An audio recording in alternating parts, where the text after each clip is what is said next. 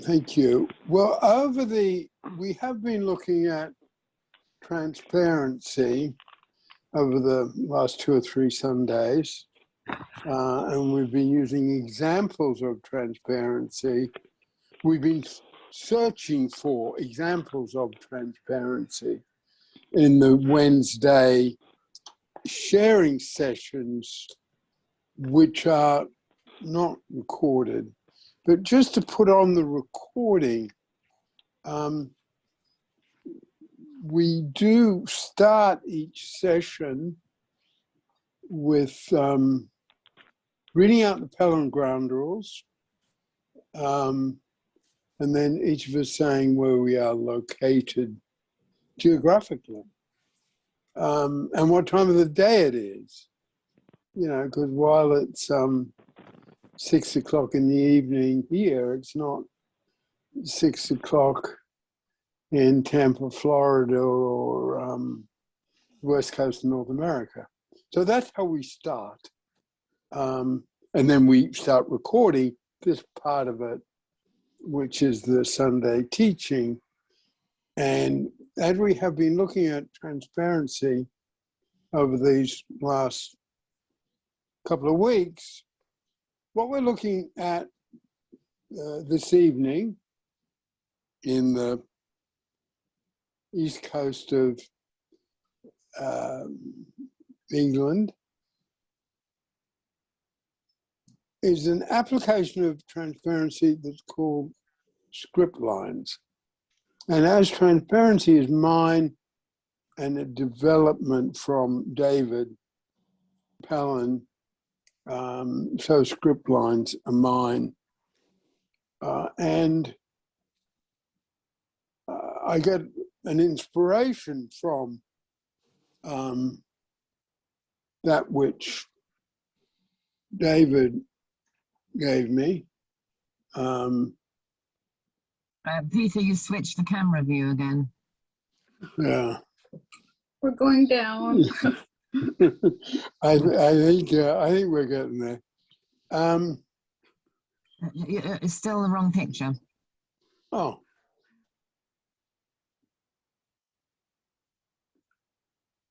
That's it. Okay, thank you. Sorry about that. I've not presented this material before. I've used it a lot in groups and with clients, but I've not presented it as a teaching. And one of the things when we're looking at, as we've seen around transparency, we need to take in with script lines that they're going to be different for the different life forces. And I want to say that mainly in the context of saying that we need to remember that Pellin is developed and presented from a caring life force point of view. I mean, if this was a course for people in the film industry, or if this was a course for sporting coaches, you know, those are performance life force, it'd be different. It would be quite different. And just the same as if it was a course or a teaching directed towards bankers or people in business, material life would be quite different. But I think we sort of need to remember that we're almost always presenting it from a caring life force point of view.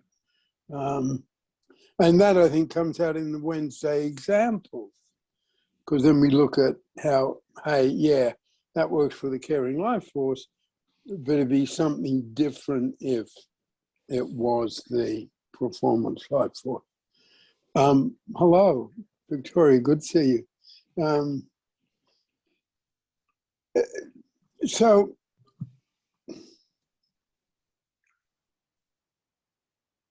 what script lines are short statements that will explain us to the world and protect us in the world.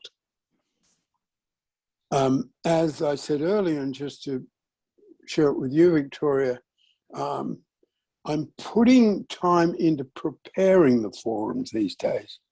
And I'm reading from notes. So we had some talk about the best way to do that because it's different from me. But yeah, a script line is a short statement that will explain to the world who we are and protect us in the world. We live in a world that can be threatening and can be chaotic. And we want to be safe in the world, and we want to be understood in the world. And that is the background to script lines. A good script line says to the world, this is who I am. And in a way, a good script line is almost like a political bumper sticker, but a bit longer.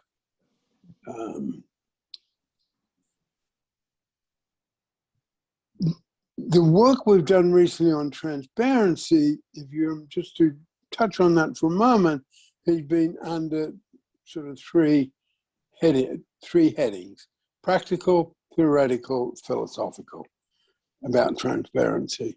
And I think I want to bring that into script lines.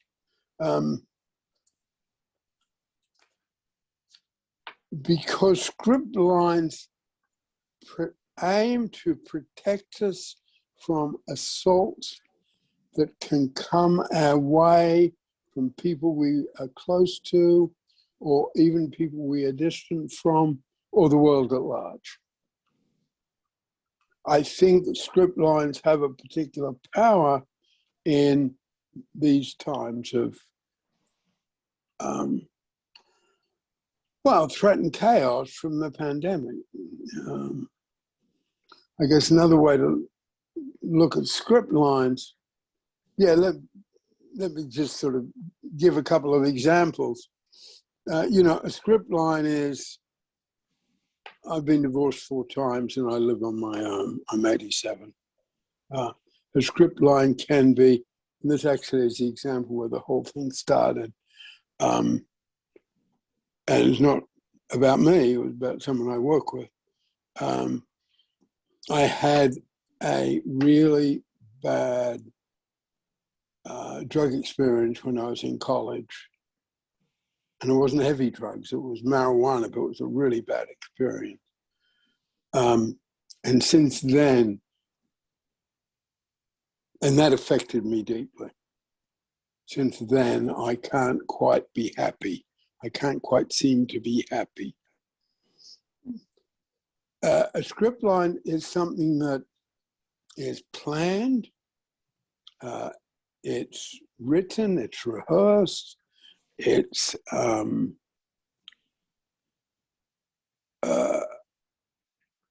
tested, okay? We never come up, and that's where I say, a good script line is like a good political stump speech. It's a good script line is something that we can use in a lot of different situations, and it will hold water, okay? It will hold water in explaining us to the world, protecting us, and then there is either a spoken or an unspoken phrase that's in any script line. And that's all I want to talk about it now. Or I'd like to tell you more about this, but at another time. That's either spoken or unspoken. If someone is right for us, they'll accept that. If someone is right for us, we'll hardly even need to say it. Okay, he said that. If he wants to tell me more about it, he'll do that sometime. Someone who, they might love us dearly, but someone who in some way doesn't quite have our best interests at heart, will want to get behind the script line, or tell me about your divorces, or tell me about your drug experience. And one of the reasons that Scriptlines need to be rehearsed and tested, they need to sort of roll off our tongue. We need to be able to present it in a really relaxed way. Yeah, in terms of transparency, I'll share this here. I wonder if you could just delete this bit, Cynthia, I'm about to say. Is that? Yeah, I wouldn't want that out, the big wide word. So a script, I mean, that was a script line that was tactical.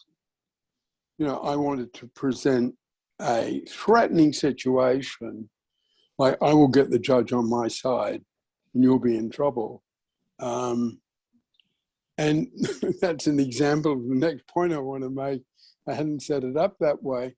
But one of the reasons script lines are so important, they're almost always about the part of us that is simply most vulnerable. And this is where I said, you know, the caring life force. And if we're coming from the caring life force, we will tend either to not say anything because we're ashamed, guilty. Yeah, I didn't want that recorded, right? Sort of case in point. You know, we're scared, we feel shame, we feel some guilt, whatever. The part of life where we're most vulnerable. And if we're sharing that, we're very likely to say too much, go on and on, as I can do, or not say the things that will work for people. You know, we'll go on about some almost tangential thing at great length, and we're not sort of presenting, I've been divorced 4 times. We're not presenting, I had a really bad drug experience in college and it took away happiness. Now, we'll tend to sort of go around the houses, and that doesn't give us, because the aim of a script line is to be understood in the world. And I guess more than that, it's to be understood and sort of respected in the world. And I guess that's my ploy in that example I just gave, was me being able to, because I was relaxed and quiet about it, to present a point of what was essentially a legal attack. It just felt, you know, that's the way it might go. Not in the casualness, not in any way not delivering a strong message, okay? But as delivering a strong message with the apparent casualness and relaxedness that mean it will be received and respected. Yeah, I think of another, again, it's not me, as you know,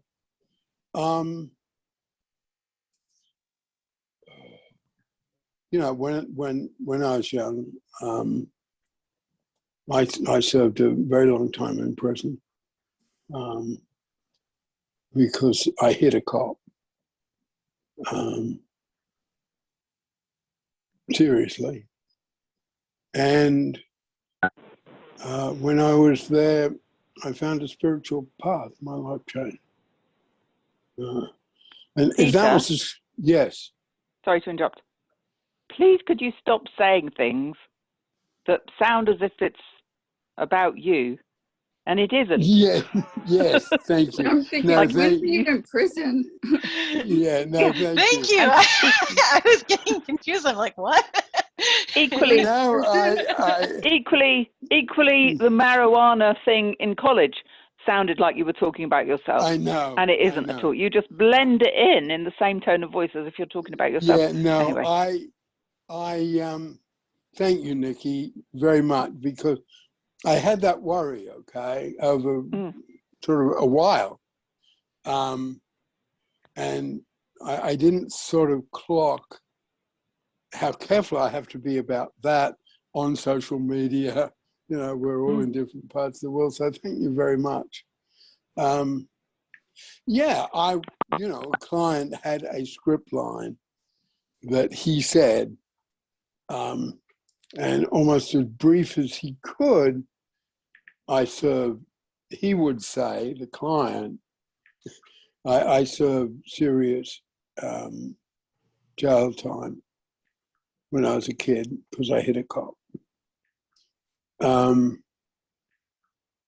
I found a spiritual path when I was in prison. So thanks, Nick. I've got to be careful of the first person pronoun. I'll be ratcheting up all these experiences, right? I had that, not as clearly as you said it, Nikki, but I'd had that thought, and I didn't sort of address the problem enough. But I had the thought that I've lived long enough that someone might say, well, he's had enough years to have done all these different things, okay? So thanks. Yes, I think I realised that as well. It's like, oh, I let the marijuana one go, but I really thought people are going to believe you. You just said it twice as if it was you, and then you're adding to them. Anyway, I'll go away now. Thanks. No, thank you. And I guess that's another example of how powerful feedback is, right? I mean, Nikki and I didn't plan this in advance, but it's a good example of just how powerful and crucial feedback is. And if you have read the part of the manual that's called Resistance to Nourishing Change, and what resistance to nourishing change, if you remember, I know I've taught it here on the forum, it's something that we could change relatively easily in some way, but we can't always. And in the material on resistance to nourishing change, I talk about we all have an official therapeutic story that over time becomes inaccurate and almost a crutch rather than what we need to look at. And that's where, Cynthia. I think Mary had a hand up too, but I just wanted to ask just the question about our script lines and because I was wondering about that in the official therapeutic story that you talked about before, and whether they don't seem to be quite the same thing, but I was just, so that's. No, they're not the same thing.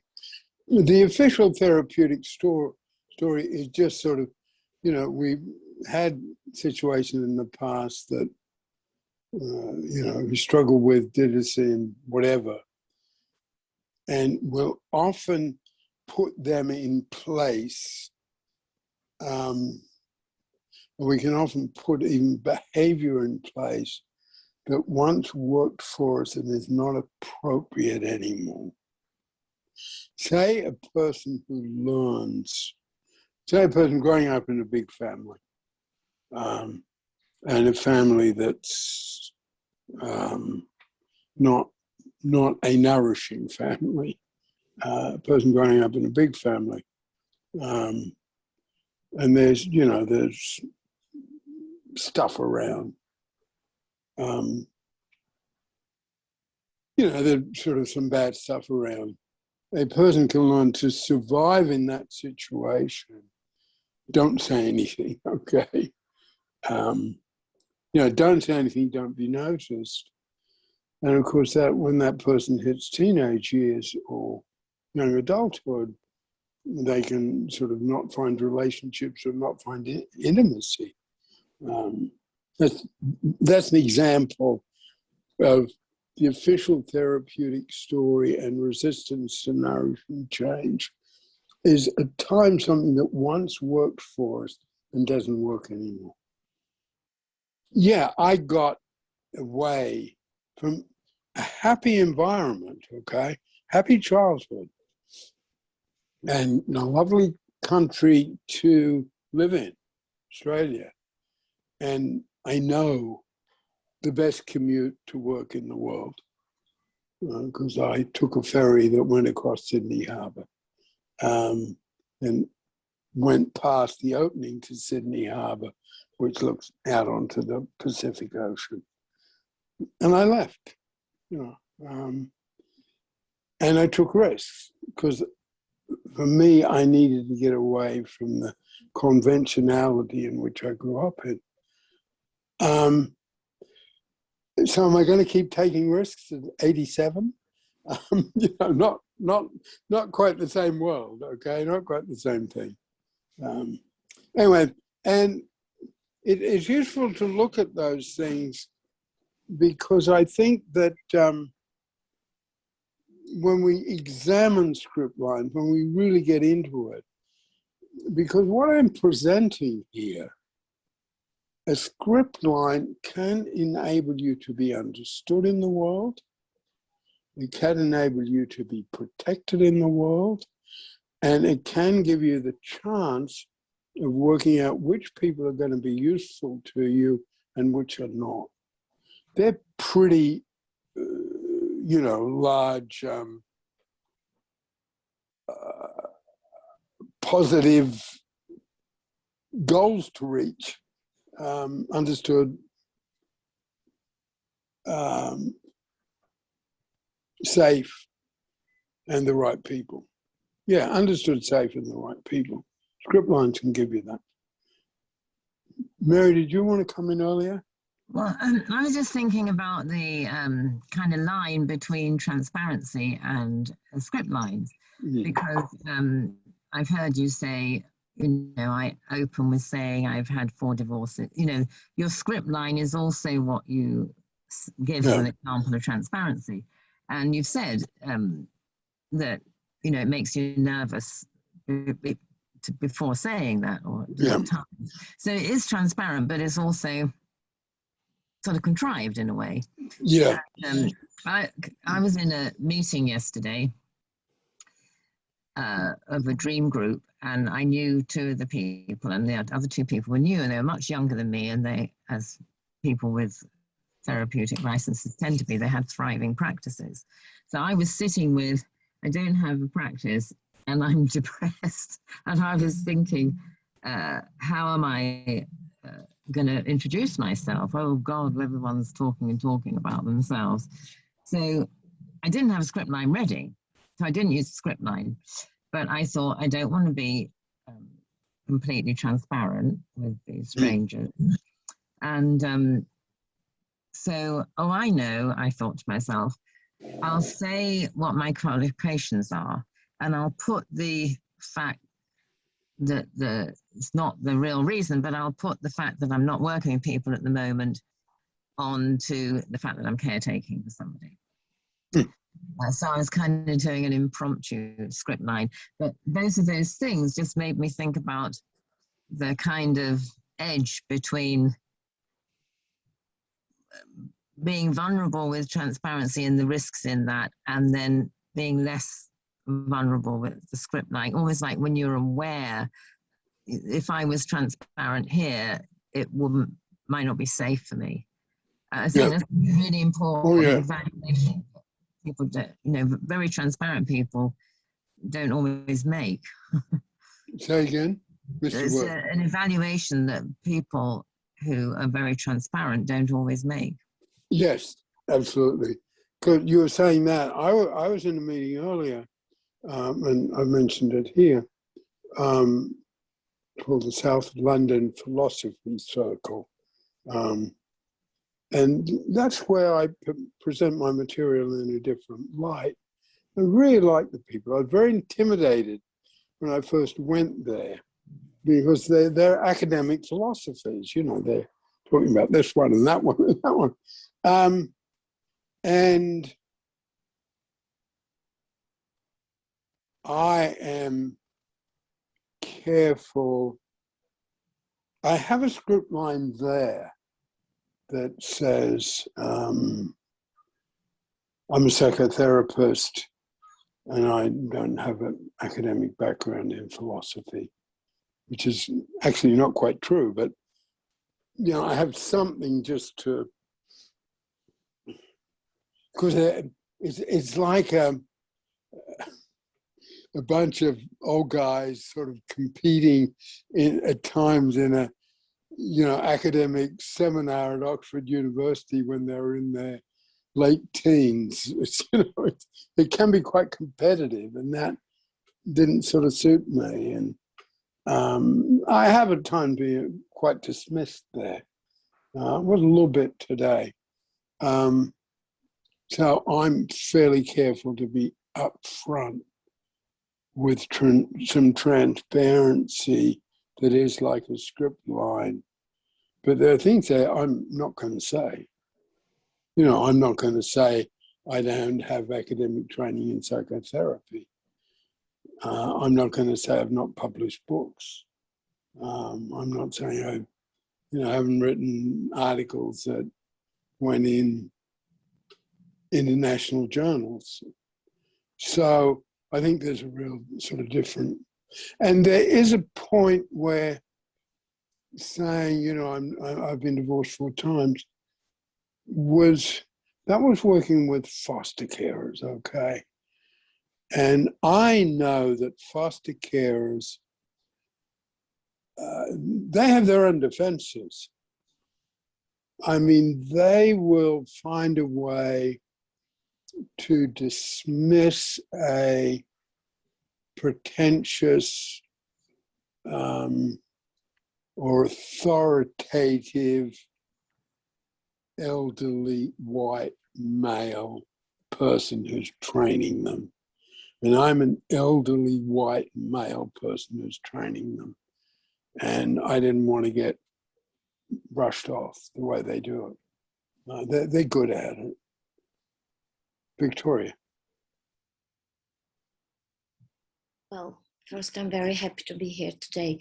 I just wanted to say that it feels like there are many different script lines because there are 3 things to fulfill. And the one you've just mentioned, or Mary, it's about feeling safe. So you adjust, not like you adjust your line. It's like you have multiple choice of script lines, and depending which environment allows you to feel safe, you just pick one. Staying true to yourself is just different parts of what we're presenting. I think that's very important.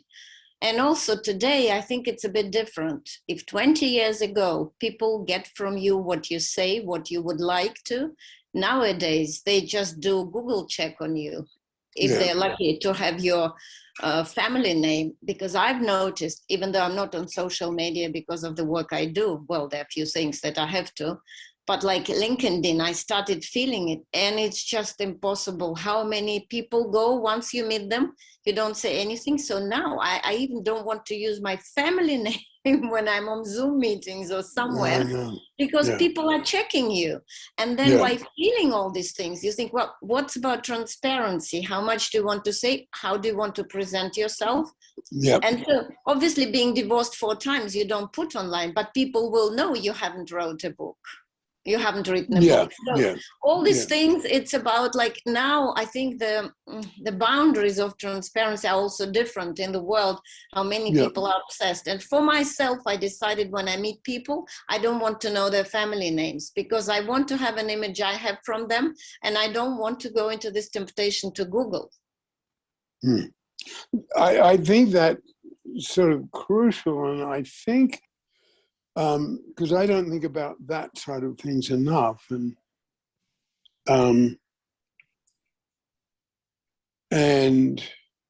as you know, I can be very transparent, and the rule in Pelham about transparency is the more senior you are, the more status you got, the more transparent you are. That doesn't come off my own particular life because I developed that when I wasn't elderly. I developed transparency in my 30s. But what I noticed was people are often what the foster carers call doing it by the book. They're following the methods and values of where they trained. And just because, and I, you know, I was young, I wasn't experienced or old, but I knew some people who really were, okay? And I noticed that as they got some, not everybody, but as some people get long years of experience, they loosen up. They were what I came to call transparent. They'd sort of talk about themselves. They wouldn't necessarily follow the policies and methods of the school within which they practice. They'd be looser than that. So and I thought that worked really well. So literally what I did in terms of what I call the first part of transparency, the practicality of it, was say, okay, how could you teach that? How could you have people being open in their 30s the way they will be? You can almost predict it. Someone who's good is going to loosen up when they're in their 70s for sure, and do brilliant work because they're looser. So that's where I developed transparency. You know, it wasn't really the protective nature of transparency we're looking at now. And of course, that was a totally different times of, it would have been absurd at that time to talk about not telling someone your surname. It'd be, you'd come across as neurotic or something.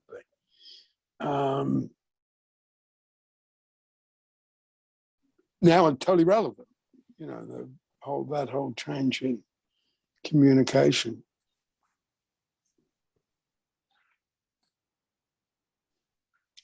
And I'd like to say about Scriptlines, like passive listening, Scriptlines within Pelham are a discipline.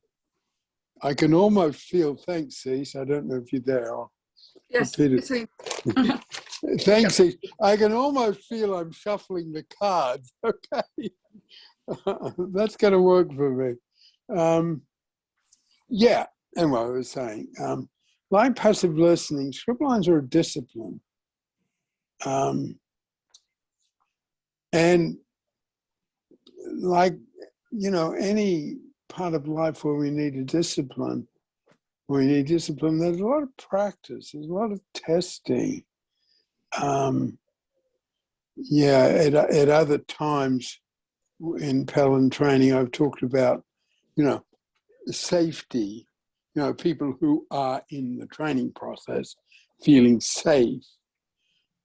And being safe in that particular setting, and even in other settings, feeling safe is not the same as being safe. I mean, if someone takes up mountain climbing as a novice, they're not going to feel safe. The person who's there running the mountain climbing course, probably is almost bored with the novices. They know that the safety is absolute. They don't even have to think about it twice. It's absolutely in them. But they've got to give those novice rock climbers a feeling of safety. And with transparency, both transparency and Scriptlines sort of slightly changing the role. We need to convey, and I guess that was the bit, the example I gave earlier in a particular personal setting. I wanted that not to be provocative. I wanted to come across very casual. And I knew, I would walk down the street rehearsing that line, okay? I can remember it. Not a happy time in my life.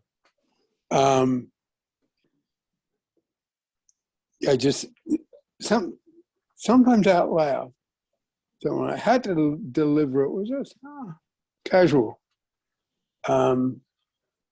Because I wanted the protection there, for sure.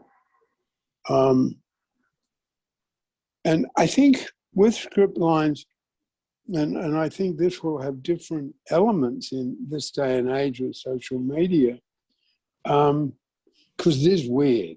I mean, I find it very strange. And I'm not on it very much, and I hardly use it. I don't use it as much as I need to, really.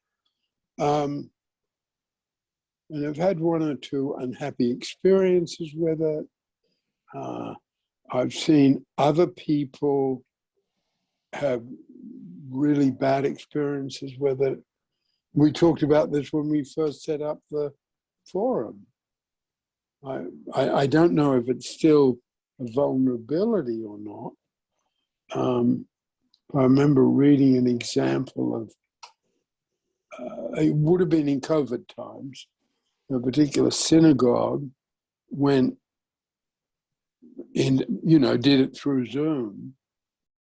And all of a sudden they attracted people who were getting into what they were doing and being abusive and anti-Semitic. It was sort of weird. So I need to be good.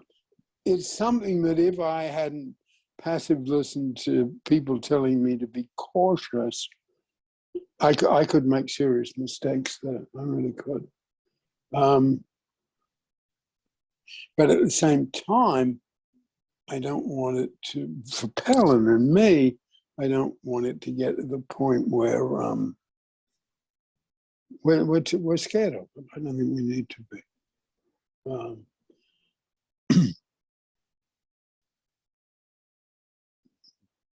There's sort of examples of script lines. Yes, one of the things I want to say about script line, particularly because we're not in the caring life force. We're not really programmed to protect ourselves.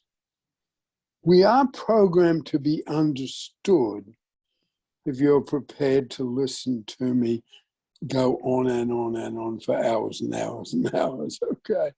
In the caring life force, we're not particularly good at brevity. We're not necessarily good at choosing the right examples. We're choosing the right items to put in the script line. And I think of examples about teenagers, parents of teenagers and their parents having difficulties. I think of foster kids within a fostering situation, where it's even hard to use the examples. I feel sensitive about them. But, a teenager saying, look, I'm going to be 16 in 3 months.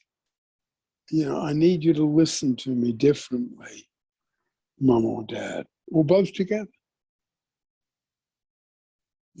I am going to be 16 in 3 months' time. I need you to listen to me differently. Most often people, as in divorce situation, people will get into what another part of Pelham work we call resentments and demands. Yeah, I know you want me to listen to you, but what happened the other day is, you did some cooking and then we're talking on the social media with your friends and it burnt to a crisp and left the kitchen full of smoke, whatever. And my favorite pot burned. So I am going to be 16 in 3 months and I need you to listen to me differently, gets lost. Or the other side of it, I know you're going to be 16 soon, but, I'm worried about sex and I'm worried about drugs. You know, and I'm your mum and I'm saying that. I'm just worried about it. But it'll tend to, in that situation, well, they're highs, they're pendulum highs. One thing about transparency, as we use it, and script lines, is we need to be close to the calm of the pendulum. I think we could almost say, as a bit of a rule of thumb, and particularly the sort of situation Victoria was talking about, if we're high, if we're low, don't use script lines, just shut up. And don't be transparent. Because in the swing of the pendulum to a big high, the swing of the pendulum to a big low, we will tend to say the wrong things.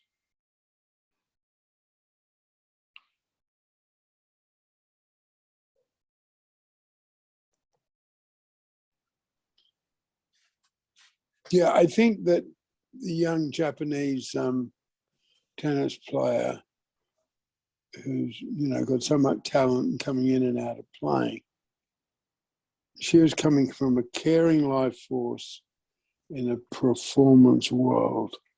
I don't think she did herself favors around that. She did other young people huge favors. And I think if you compare her to,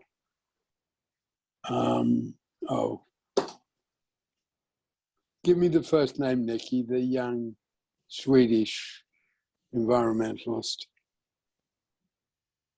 Greta. Pardon? Greta. Greta, thank you. Greta. Yeah, Greta. Yeah, Greta had some real media savvy right at the beginning.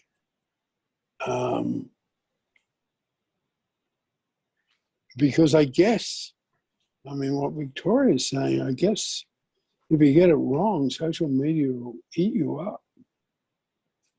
Just eat you up.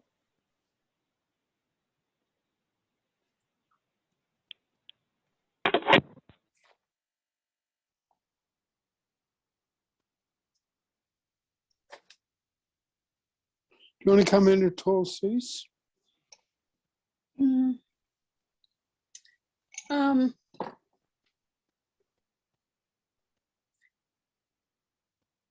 have a question, but I don't think it's related, so I think I'll hold on to it. Okay. Because I think what we're looking at script lines, and this is not the same as this is where script lines and transparency overlap, but are very different. With script lines, we are looking at that around which we are most vulnerable, okay? That around which we could be most hurt, that around which there could be really serious, we could be hurt really seriously. So it's all about being understood and being protected. Where it first came up was people who were really seriously misunderstood. Because people often will just listen to the bit they want to hear. So someone is just, the first example I used, the young woman who had the terrible drug experience in college. A very subtle drug experience. It wasn't like a bad trip on acid or, having to be rushed off to, ER or something. It was very subtle, but devastating. And well, you don't like me because you're just not very happy to be with me. Okay? This is about boyfriend. And it was really hard because she wasn't happy. It wasn't she was not happy with the boyfriend. She just couldn't find happiness. A very strange thing. It was, yeah, a lot of hard work to get to what I call Scriptlines, and then to test it out and see if it would work. And it did. I know they work. I know they work. But it's an area where we tend to get hurt, tend to make mistakes, tend to not say the bit we need to say, or yeah, because if the first script line, I had a bad time in college and I've never quite recovered from it, someone's going to go in and think that's sex. Now, someone's going to go, it'd be almost automatic to think, oh, this person went through a really bad rape in college, okay, and had that big effect on them. And I want to be this person's boyfriend. So we often, around our greatest vulnerability, we often can't quite pick the right things to say and the way to say them. Yeah, I had a lot of help coming up with that script line I used earlier about the personal situation I was in. I got help with that. I didn't write the script line, somebody else did. And someone else also came up with a casual part of it. So. I have a question. Yeah. Okay, so what I'm hearing is that when you have this idea about yourself or something you might like to share with people, that you might try it out on some people and see if they're really getting what you're saying. Is that coming across in the way you meant it, so it's not so it wouldn't be harmful to you? So yeah. So I think that's what I'm getting from you. Yeah, I have some positive ones that I think about, but I sometimes think they sound kind of highfalutin. So so if I'm in a, can I just say what that would be? Yeah, go. Okay, so so if I'm in a quandary, so sometimes I say to myself, like, what would Jesus do? Or walk like Jesus, or think like Jesus right now. So I don't know that I always follow through on that, but it does give me, it's a little handle to my own script that I use to help me, rather than, here's what I can fall into, is trying to manipulate the situation. So I would try to think, well, what's the clearest, most honest thing I could do in this situation that's caring? So that's my little script line that I use. Does that fit what you're saying? Oh yes, absolutely. Yeah. And I've taught it a particular way this evening, but I think there are a lot of positive script lines. And again, in the caring life force, we won't be naturally good at coming up with the right ones.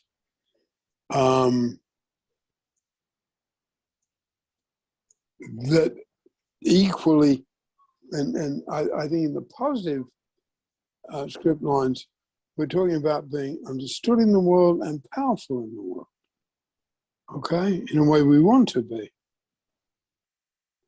Like, I can say, yeah, I do the joking line. I've devoted my life to the work of a man nobody's heard of. And that's a real classic, dumb, caring life force sort of statement. And within the caring life force, at times we think we're clever when we're not, okay? And the caring, cease. So, I mean, I get that, what you're saying. And I don't know whether this fits in with what you're saying, but I'll say what I learned from that person. Just one sentence. Like, this is what I've talked about people even that we've worked with in Central America, and just say a one line that they've said. Yeah. And when they understand the context, and I can relate that to them, I just feel like I've conveyed some information to them that might be useful. Because here's what can happen. People will sometimes think I'm, what do you call that? Like I'm upping the ante, that I've somehow bragging about it. And that's not my intention. It would be to share this in a way that I think is helpful to other people. So anyway, that's one thing I try to be careful about, that it doesn't sound like I'm bragging. I'm trying to share this positive, what do you call it, line, this positive quote to live by kind of thing. Yeah. No, I think you're right. And in the caring life force, we won't have a natural ability to be able to blow our own trumpet in a good way. And yet we often need to. And I think that, I've devoted my life to the work of men no one's heard of, or, the work is called Pelham because I've been consistent in developing my teacher's work. Over a long time.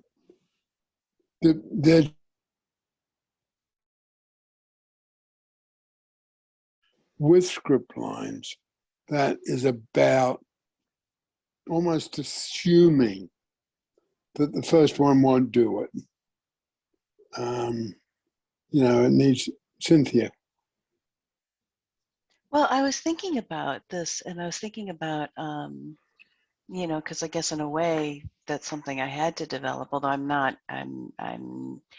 it's very easy for me to get into being too transparent, and I guess I might have more caring life force than I think.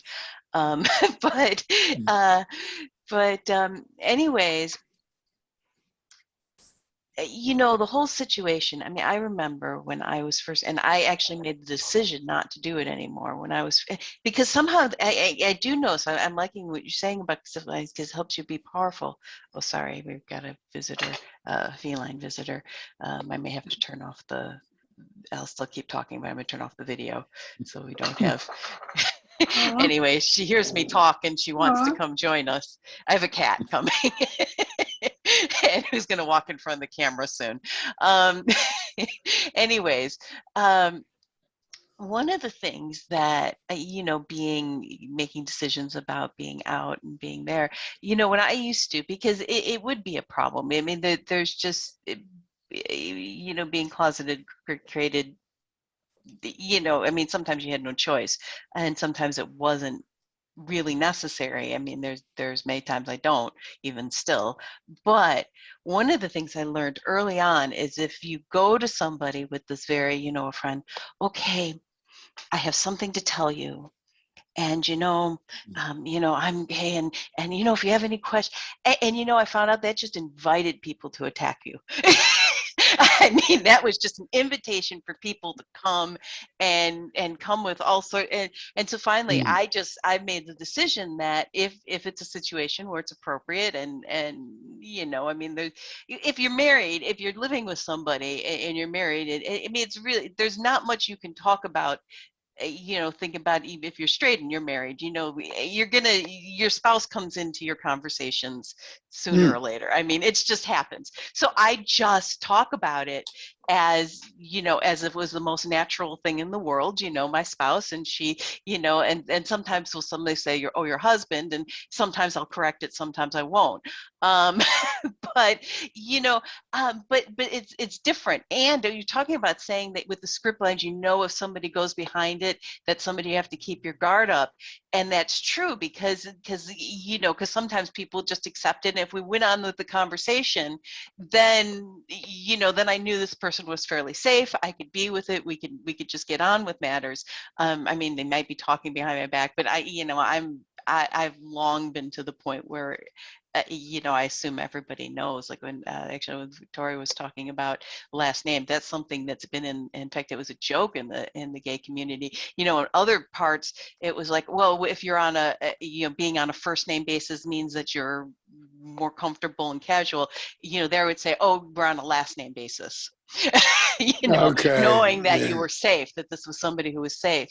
But, you know, it's just, but, you know, and people were casual and we went on, but, you know, and if somebody starts getting like fascinated by it and wants to, you know, I know, okay, this is a person I need to just keep my guard up around and not, you know, and just, you know, it's hard. I mean, but, you know, and it's not just my own personal, it's my, you know, and there's other things to talk about, you know, with, you know, it's with my family and stuff. So, you know, yeah, I see, and I've also, sorry, I'm just a couple things, but I like the idea about, and I think it was like a common sense thing that happened, and and it's a, you know, it's always something I felt guilty, like something I had to do, but it's I like the idea of being able to just take power in the world, because, you know, that's something that, you know, if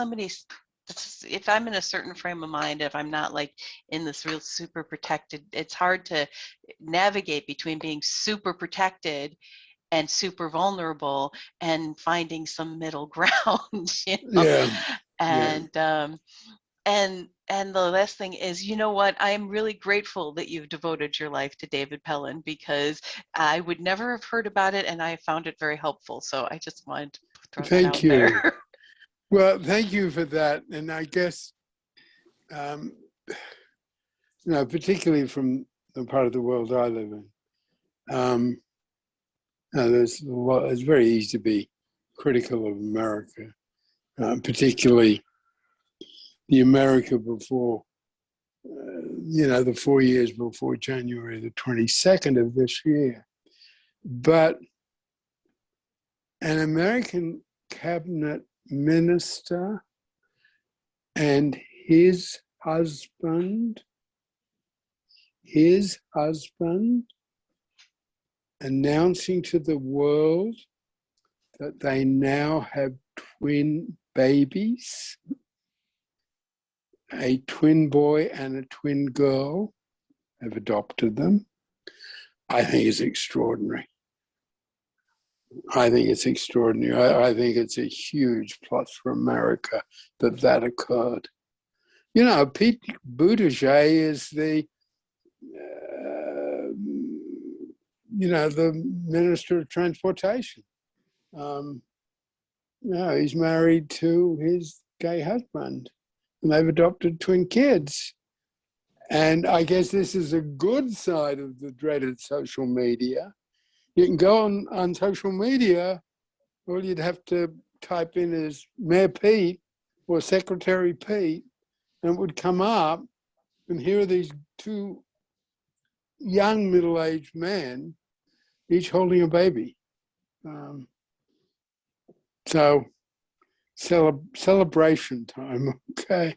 And I mean, you know, the thought, the rehearsal, however they decided that was going to be announced, you know, a great deal of thought went into that. And yet it came across casual, you know. Yeah, there's good stuff that can happen on. I feel social media, well, I quote one of my favorite bits of Shakespeare, the world is a mingled yarn of good and ill together. And I think social media is the best of us and the worst of us, almost as a species.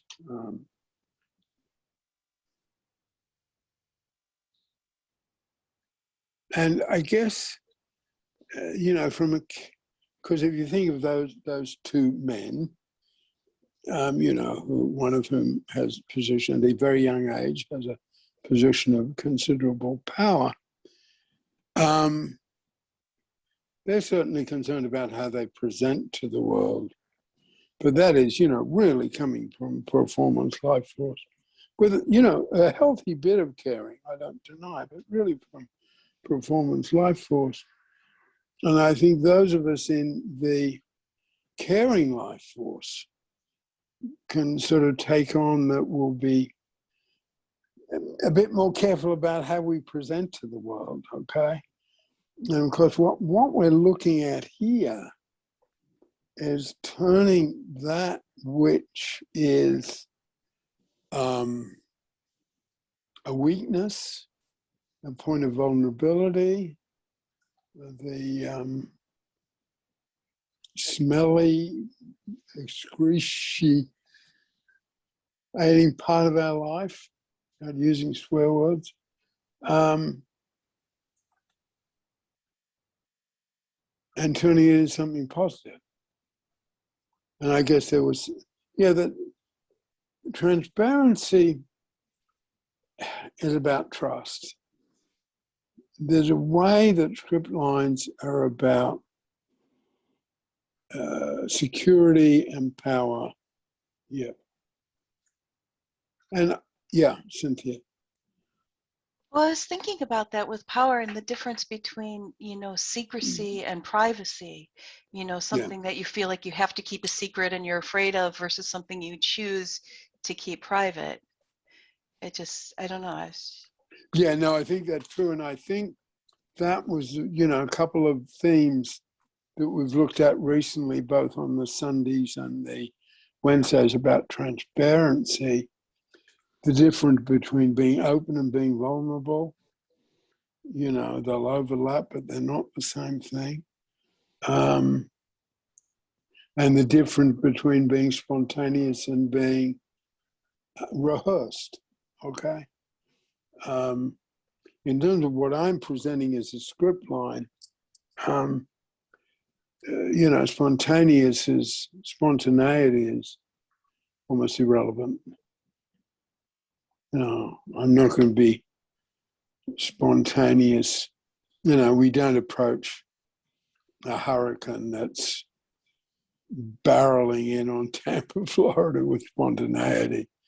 And we don't respond to the COVID with spontaneity. So there's something planned about script lines in a way that's sort of different from, you know, there's something planned about it. There's something almost calculated about it. Yeah, because I know what foster carers are like. I know what black foster carers in inner London are like, okay? And I admire them, but I wanted that to come across on a gut level. So essentially, my script line there is quite intentional. Okay, you know, I've been scarred up, right? I've been through some tough times. You know, I'm not coming along with my superior attitude towards you because I have this great stuff to teach you. Yes, I've got this great stuff to teach you. I won't back off that. But, you know, I've struggled along my rocky road. And within that, it's saying, I know you have. It's not saying I know you have, but you know that. I think all those elements are in the best of Alcoholics Anonymous. Same thing. Cease. Well, I guess I've been doing kind of the opposite thing. I've kind of come out about being a psychologist with letters to the editor. I got an op-ed in the Orlando Sentinel about child poverty. Anything that's kind of related to my field that is an issue right now. I've come out saying I'm a psychologist and this is what I know. We have some things going on in our county. So I've dropped being shy about it because I think this is where it needs to really impact people, not people in charge, people, lawmakers, that kind of thing. That somebody, some authority is saying that children in Florida should not go hungry. So those kind of things, I think, are where we can really use our authority, our, I don't know what you want to call it, our, but I think, so I was nervous about that. And so, but I was encouraged to do that by Friends Committee on National Legislation. And so it worked out really well. And then I got in a group where I was just writing letters all over the place to Congress people, and it was kind of fun. So I guess it's don't hide your light under the bushel. You know. Absolutely. And I think that's because, you know, in Pelham we use the word authority in, not authority over. And I think it's terribly important in those situations to be able to make that bold play. I can do it in a different way. I can say, you know, I've developed this work over 50 years and I've used it in a whole lot of settings all over the world, from drug addiction to business to fostering, you know, just say it. And, you know, I think, again, you know where my models come from, but this couple, another couple, who are proving with the property they own, and they own the property because they made a lot of money writing books, okay? And they are saying essentially what I feel Barack and Michelle are saying, we're aristocracy. I mean, they're really doing something there with these fancy properties they own. I was sort of turned off to it at one point, and then I stood back from it. And I felt all we wanted, I know I've said it here before, all we wanted Barack Obama to do is not get shot. And I think all we want Joe Biden to do is don't die. But, you know, they are not going to be held back, okay? And they look like American aristocrats right now. And I think you're right. That, you know, it's important at times not to be at all slow in, well, you know, it was Thoreau's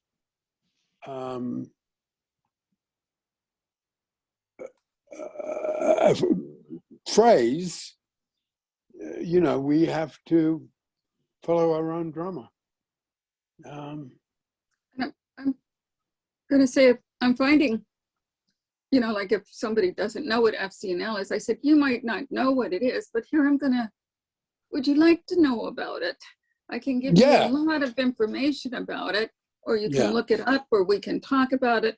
So I know a lot of people don't know about it, but I don't, but I don't want to leave it at, you probably don't know about it. You know, I want to give them the invitation that this would be a great thing for no matter who they are to learn about, and they can have direct action. And going into that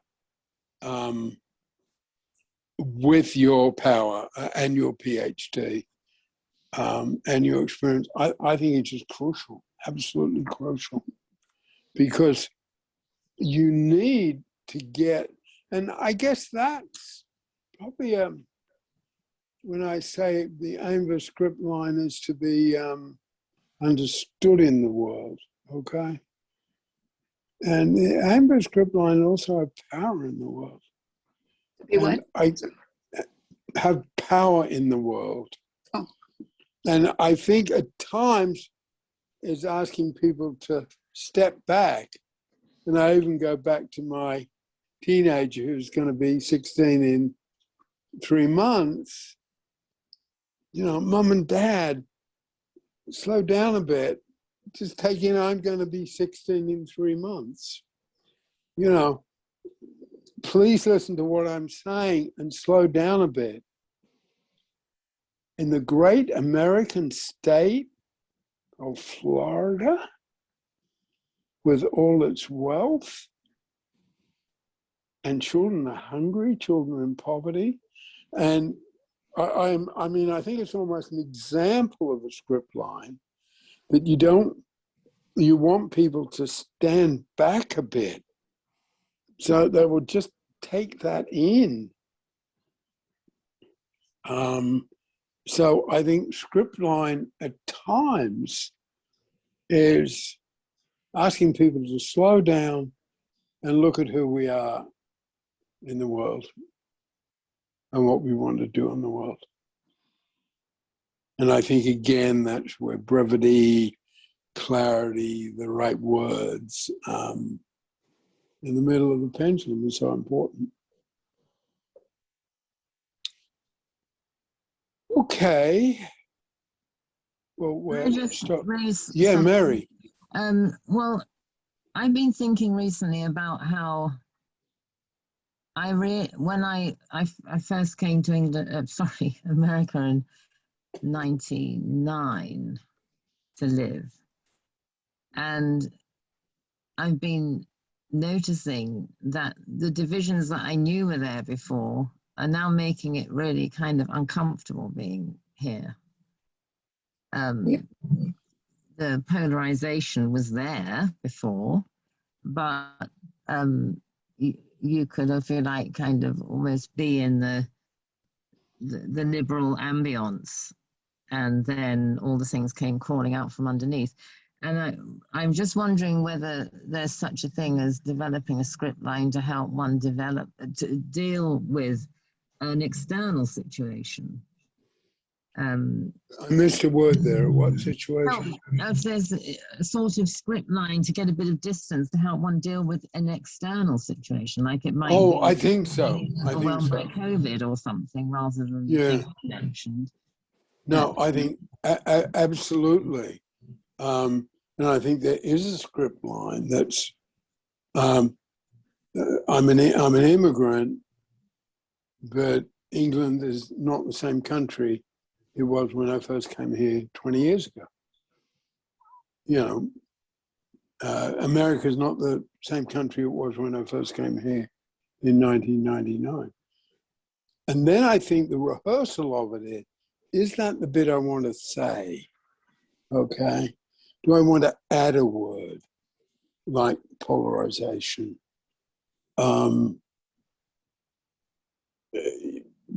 Because there's something about the need for accurate articulation. And, you know, the example, you're giving the example, Cease was saying about her work.